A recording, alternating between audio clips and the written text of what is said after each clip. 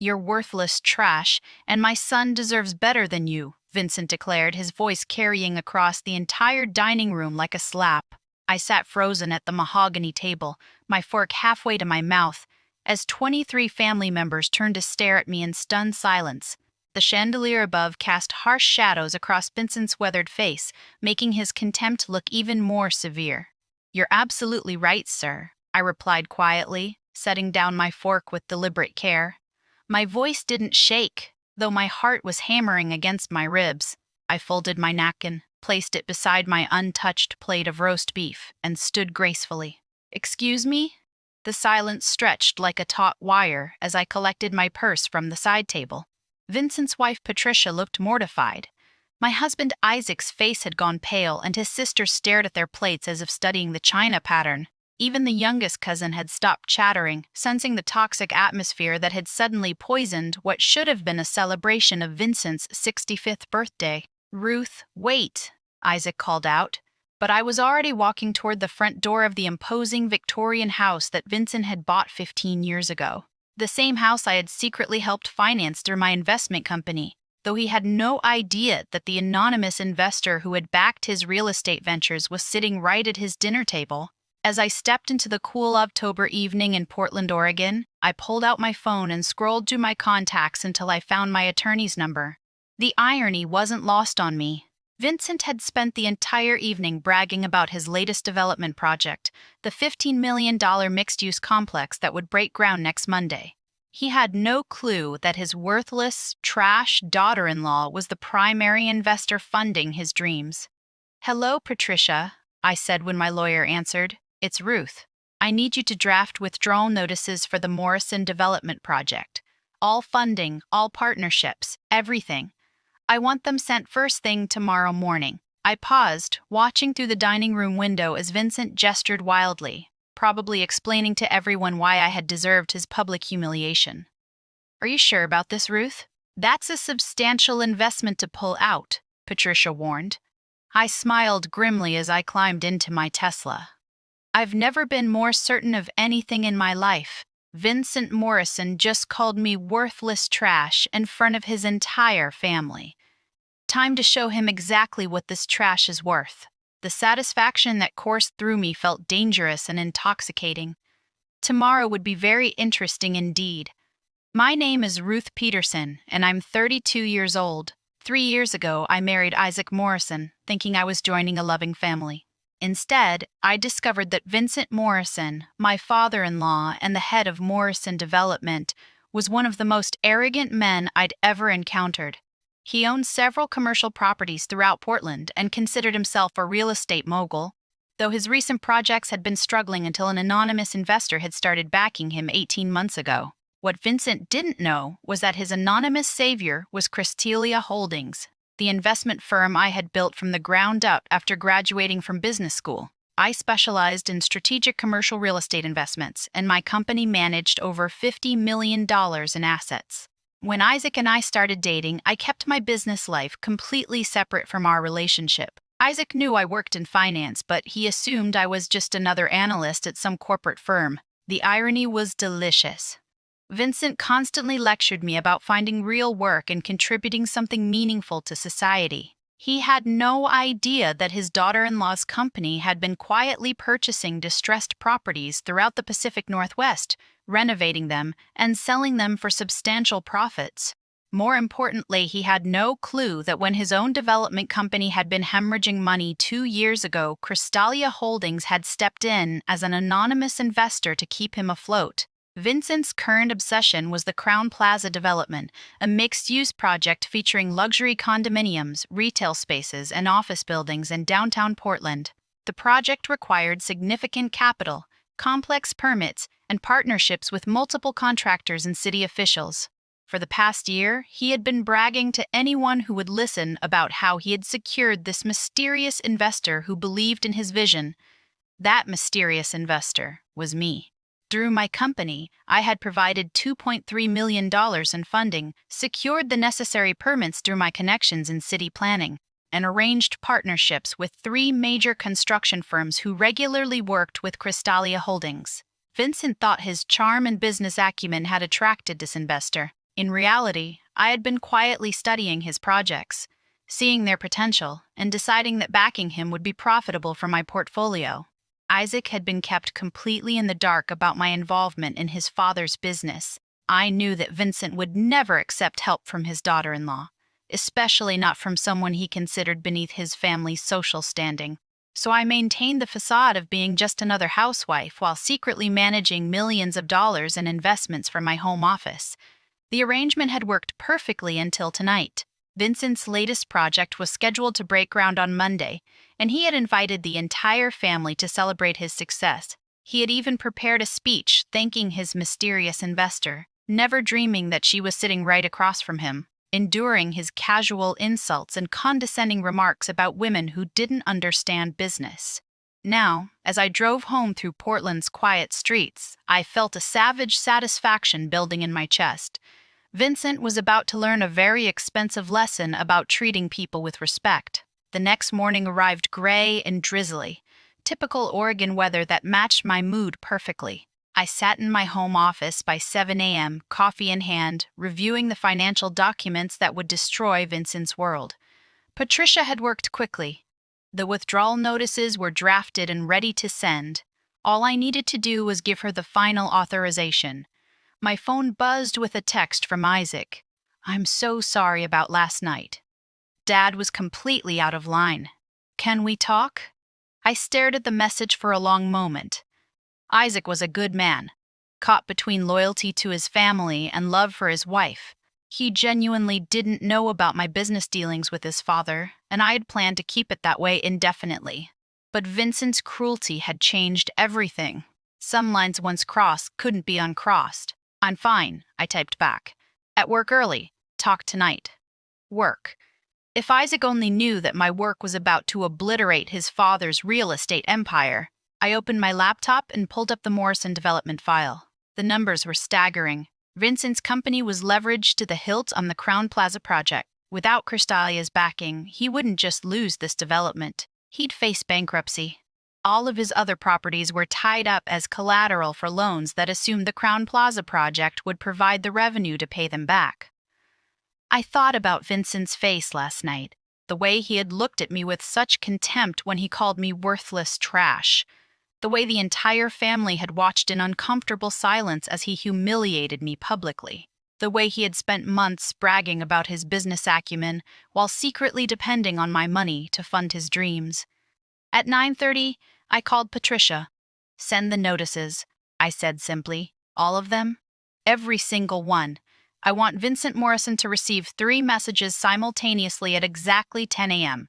First, his lawyer should get the investment withdrawal notice. Second, I want Isaac to receive a text explaining that I'm the investor his father's been praising for months. Third, Vincent gets a text from me that simply says, 'Don't mess with trash. Ruth, this will destroy his business completely.' Are you certain about this?" I looked out my office window at the city skyline, thinking about all the late nights I had spent analyzing Vincent's projects, the careful research I had done to ensure my investments would benefit both his company and my portfolio, the respect I had never received despite literally keeping his business solvent. Patricia. Vincent Morrison spent last night explaining to his entire family why his son deserved better than me. I think it's time he learned exactly what he's losing.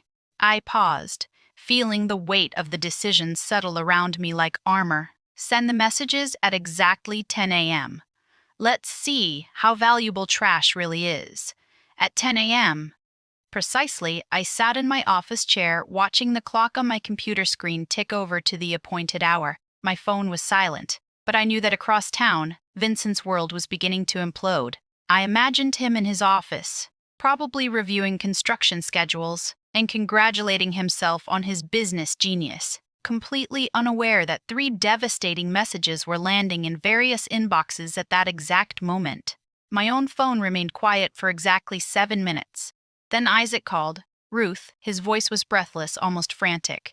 "I just got the most insane text message. It says you're the anonymous investor Dad's been working with." That can't be right. That's impossible. I leaned back in my leather chair, feeling remarkably calm. "Why is it impossible, Isaac?" Because that investor put over $2 million into Dad's projects. You work for some finance company. You can't possibly have that kind of money.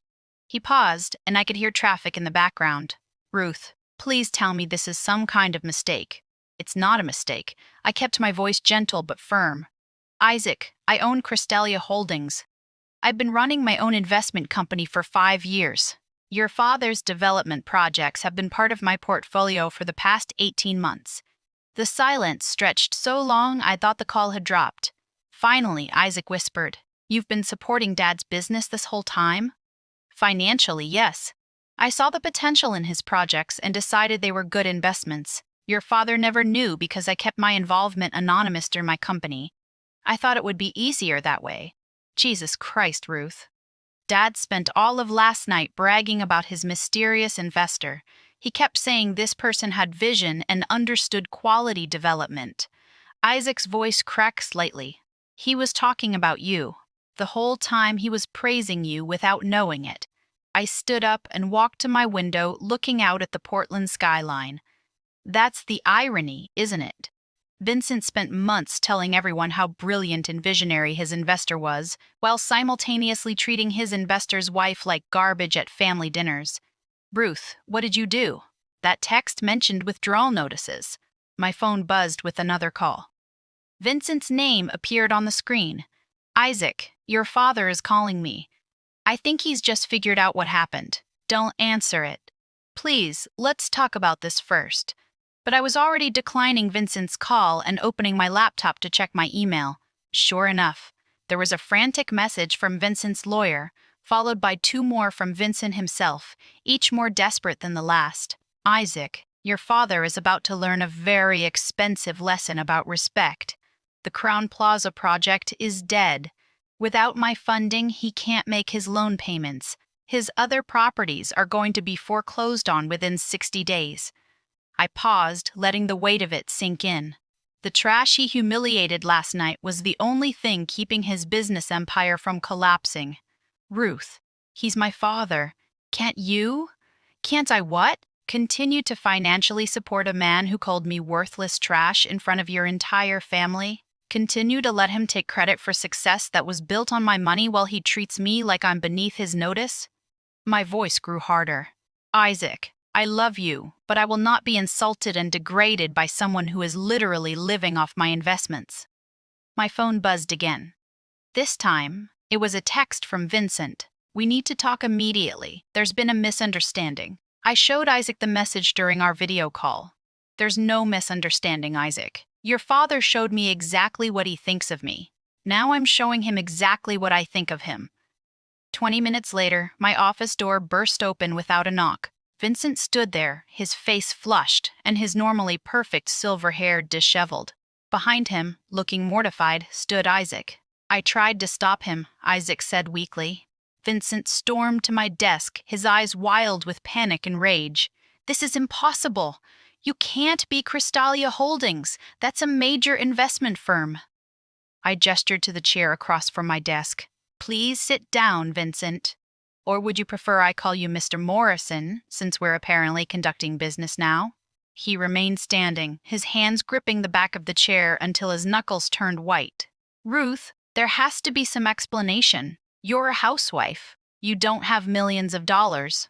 I opened my laptop and turned it toward him, showing the Crystalia Holdings website with my photo and biography prominently displayed. "Vincent, meet Ruth Peterson, Chief Executive Officer and founder of Crystalia Holdings. I've been managing investment portfolios worth over $50 million since I graduated from Wharton Business School with my MBA in corporate finance." His face went through several different shades of pale as he stared at the screen. "This can't be real." "Oh, it's very real. Would you like to see the investment records? I can show you exactly where your company would be without my funding." I clicked through several screens, showing him spreadsheets and financial projections.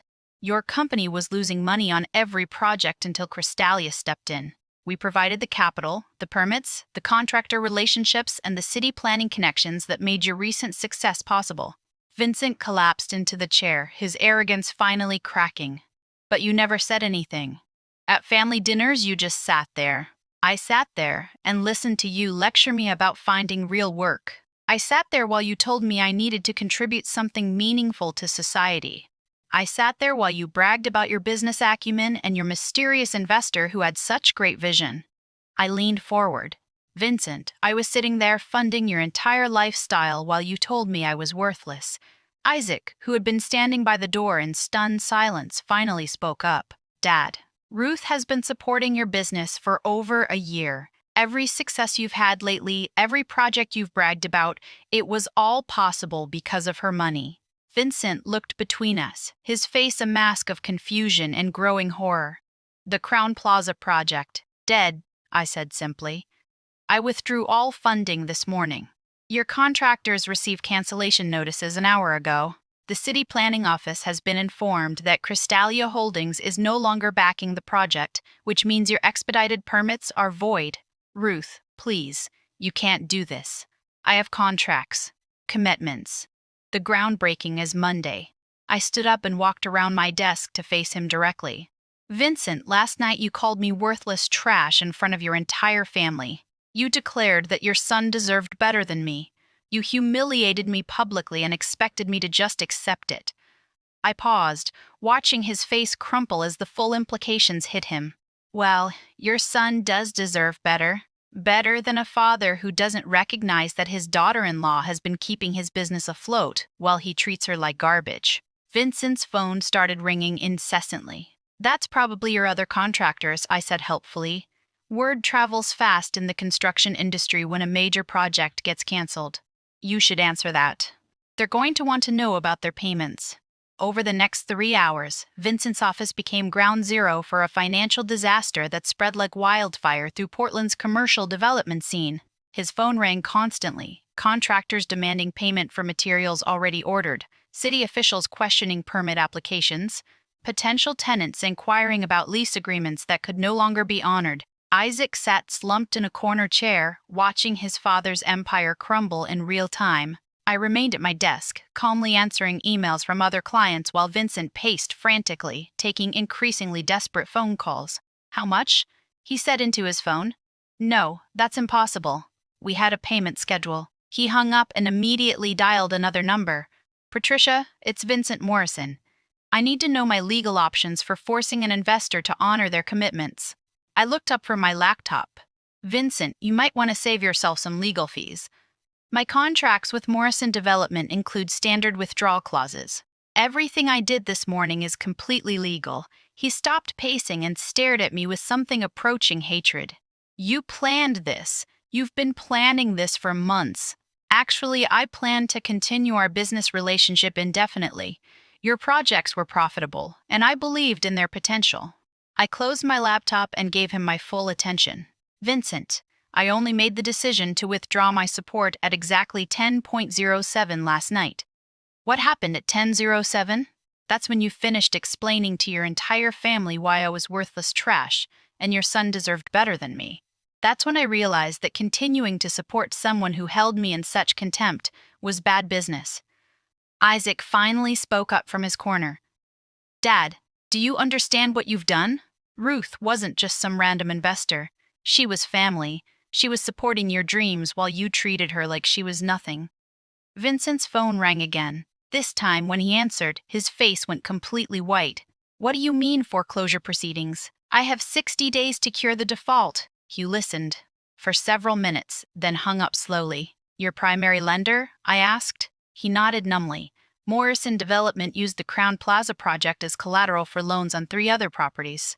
Without that project, the bank is calling in all the loans immediately. I felt a flicker of something that might have been sympathy, but it died quickly when I remembered the look of disgust on his face as he called me trash. Vincent, your company's financial structure was built on the assumption that my investment would continue long-term. When you remove the foundation, the entire building collapses. Ruth, please.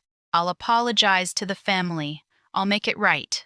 You'll apologize because your business is failing, not because you actually respect me. That's not the same thing. I stood up and gathered my things. Vincent, you spent months telling people that your anonymous investor was brilliant, visionary, and understood quality development. You praised this person's business instincts and financial acumen. You never once considered that the woman you were dismissing as worthless trash at family dinners might be that same person. I walked to the door, then turned back. By the way, you should know that withdrawing from the Morrison development projects frees up significant capital for other investments. I'm meeting with 3 new development companies next week. Portland's commercial real estate market is booming, and there are plenty of developers who understand the value of treating their investors with respect. Vincent's phone was ringing again as I left his office, Isaac close behind me. 2 weeks later, I sat in my favorite coffee shop downtown, reading the Portland Business Journal's front-page article about Morrison Development's spectacular collapse. The headline read, "Local Developer Files for Bankruptcy After Mystery Investor Withdraws Support." The article detailed how Vincent's company had gone from Portland's rising star to complete financial ruin in just 14 days. Isaac slid into the seat across from me, looking exhausted but relieved. "The bankruptcy filing is official. Dad lost everything. The office building, the rental properties, even the house. How is he handling it?" "Badly. He keeps insisting this is all some kind of misunderstanding. That you'll come back once you've made your point." Isaac shook his head. He still doesn't really understand what happened. "Yesterday, he asked me if I could convince you to have coffee with him so he could explain why the family needs you to reconsider." I nearly choked on my latte. He wants to explain why the family needs me, after calling me worthless trash? Ruth, I think in his mind you were never really the investor. You were just Isaac's wife who happened to own the company that was investing. He can't wrap his head around the fact that you personally made all those business decisions. I looked out the window at the construction site where the Crown Plaza project should have been breaking ground. Instead, it was just an empty lot with a development postponed sign. 3 other development companies had already contacted me about potential partnerships for similar projects. Vincent's failure had become my opportunity. "Isaac, your father called me worthless trash in front of 23 family members. Then, when his business started collapsing, he expected me to put my personal feelings aside and continue funding his dreams because the family needed me to do it." Does that sound like someone who respects me as a person, or someone who just wants access to my money? Isaac was quiet for a long moment. "The family is starting to understand what really happened. Patricia called yesterday to apologize. She said she had no idea you were the investor Dad was always praising." I smiled grimly. Vincent's going to have plenty of time to think about respect now.